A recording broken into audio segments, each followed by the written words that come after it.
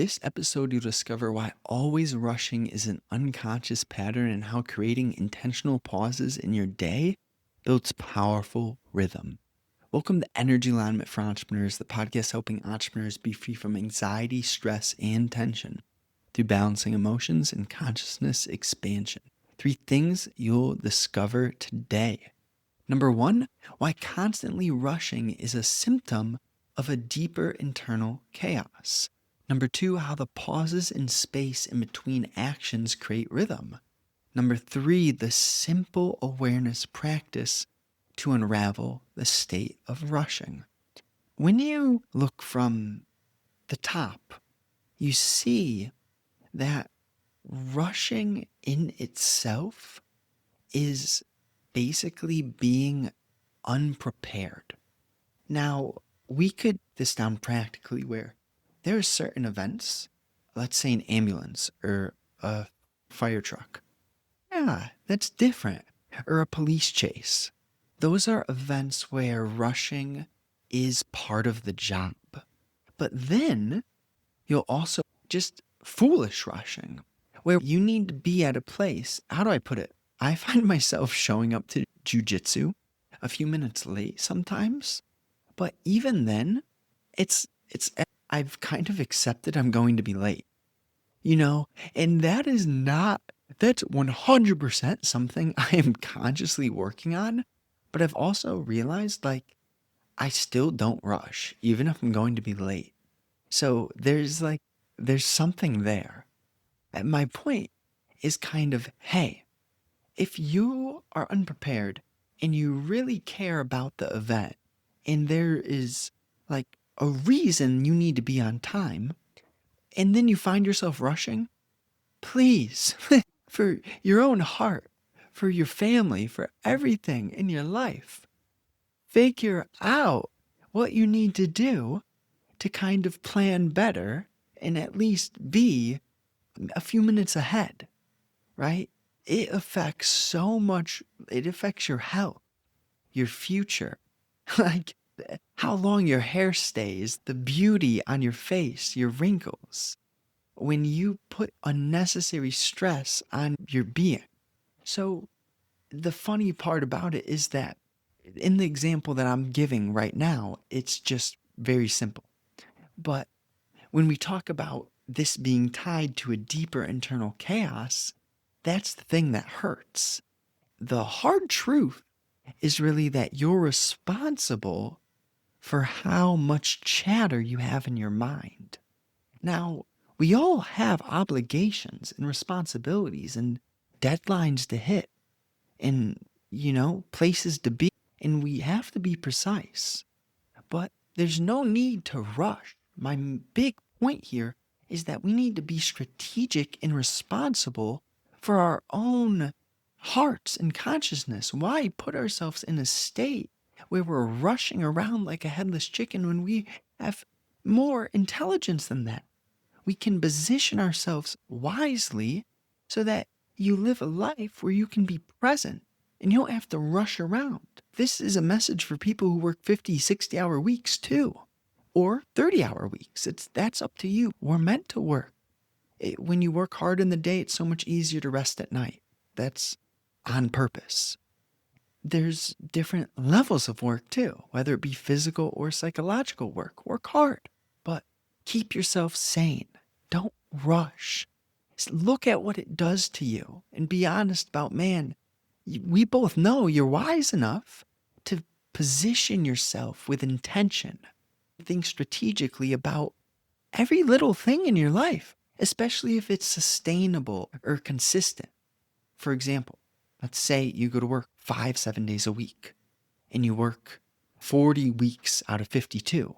The point is, when you're doing a lot of one thing consistently, you might as well make sure that function is efficient, enjoyable, and well designed, right?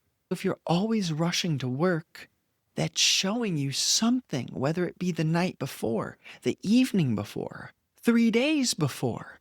There's something that could be smoother, sharper, positioned better, and hopefully I hit that point home. I feel like I did. So number 2, how the pauses in space in between actions create rhythm. Favorite prime example is music. You don't have a song without pauses in the beat. Same thing, I really feel the second runner up there is seasons. So much easier to be grateful for the warmth when you get frosted in the winter, right? Even a more simple one is it's easier to enjoy the sun when you see that it's night and you see the moon. So that's just the nature of, hey, we have to realize there are certain things that are pleasurable, but you got to learn how to find joy in the things which you don't see initially to be pleasurable. Like, it can't just always be alcohol on the beach. That turns into something very disgusting fast. If you, and honestly, I don't know if you're one of those people who can just see that in different structures or if you have to go try it. For me, a lot of things in my life I've been able to see through other people. Like realize, man, doing those things, going that route, acting that way, treating people in that manner, it's not for me. I didn't have to do certain things to see. But then there are other things I had to do to see and realize, oh, yeah, no, that was what I knew it was, but I still had to go test it. The pauses in space in between those actions. That's how the rhythm is created.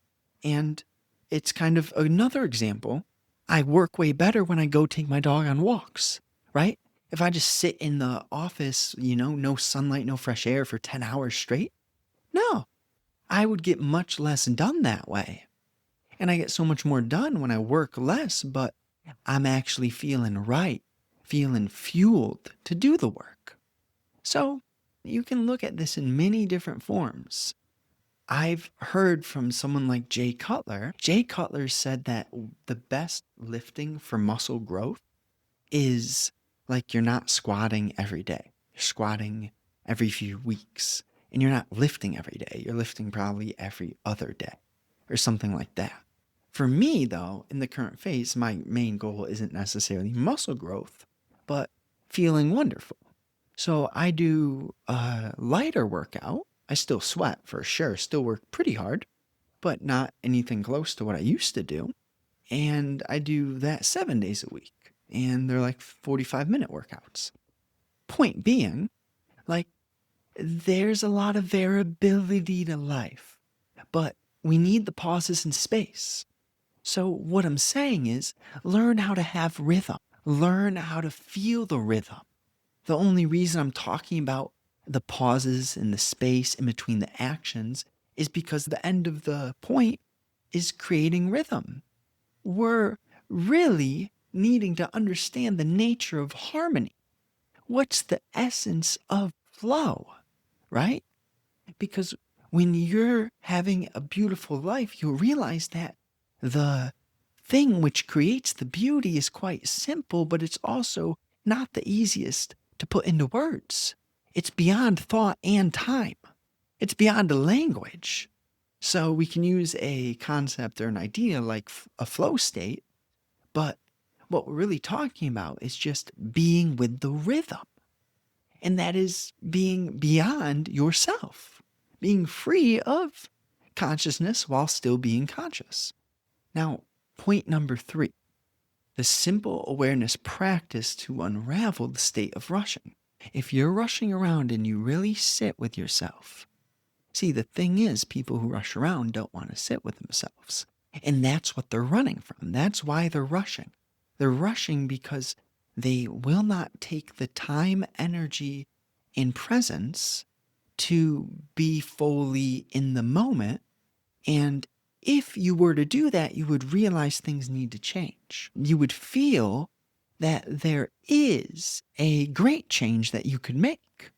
And maybe that would start with the practice of simplifying what you actually want your life to be, what actually matters to you, what you care about. The practice begins with clarity and simplification. And through having clarity, making a list in your mind or a physical list, making a list of what you care about, what charges, what really inspires you, what you want your life to be revolving around. What are the things that actually would make your day perfect? What's a perfect day? You get clear on that and then you decipher, because when you see what you really care about, then you realize, okay, there are certain things, okay, I have to work because I care about providing for my family, or I have to work because I need to have food. Okay, so then we're at the point of work and not rushing and bridging this big picture awareness to a simple action like clocking in and doing your work. Now, there's an initial question to ask. Do you love what you're doing right now? Are you in a spot where you really think you need to change your career? Are you in a spot where your career's okay? Or where are you, right? And be honest about what's your relationship to what you do. I'm not saying force yourself to change it. I'm not saying sugarcoat it. If you hate, maybe that's why you rush to work, right? Because you just don't want to go and then you're unprepared because you're wasting your energy with anxiety about resisting the fact that you have the job that you have instead of investing into being positioned strategically. I understand that. Sometimes you find yourself and that's also part of the journey. You did nothing wrong to end up there. If you're anywhere around the place that I'm sort of describing. But ultimately, you get clear on where you're at, what's your relationship to the things which you're rushing to. For me, jujitsu, it's just like a chill environment. And sometimes I'm very trying to work to the last minute. If I was very honest with you, it's like jujitsu is a chill environment. So I don't feel bad about being late. And I'm never more than 10 minutes late, just to kind of be practical with you, honestly. It's probably maybe a 60-40 split, probably on time 60% or early. Point is, I'm done talking about me. I was just trying to make this simple in terms of, hey, this dude talking is on the path too. He's on the path with you. And also, like, life isn't always meant to be smooth. You need a little bump. You need some fun. You need a little, maybe not mischief, but some unpredictability, some spontaneity. So, when you kind of get clear, what do you care about? Why why are you doing what you're doing? Is it something that you need to change or not? You see your relationship to the things that you rush to, and then the rushing itself starts to make sense. You understand, oh yeah, I'm packed with these emotions. And these emotions, how much am I fueling certain cycles in my life, whether that be physical, psychological, or a mix of both? And everything begins to like clarify. You start to see sharper and you can make sense of your behavior. You can make sense of why you act how you act. And in this context, we're talking about unraveling the state of rushing. Hopefully, that's a little bit helpful. Now, recap number one, why constantly rushing is a symptom of deeper internal chaos. You need to unravel what that state of rushing does to you. The core issue is that you are often moving too fast without knowing where you're going.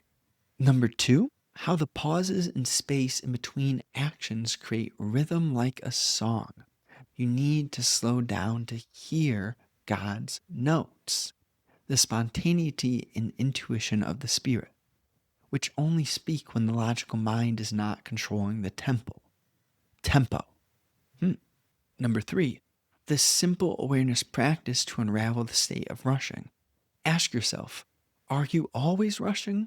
When you are done doing any action, take a moment, pause, breathe, and feel what you are before moving to the next task. This practice ensures your day is not mechanical and driven by force or pressure. Big picture message, find the aesthetic alignment of balance, the dance between sharp discipline and natural flow. Move with power and strength, but ensure your pace allows for the spontaneous rhythm of the spirit to lead. Thank you so much for listening. I am grateful for you. New episodes out Monday, Thursday, 10 a.m. Eastern Time. I'm writing the book. You'll get the book soon. It'll be in the description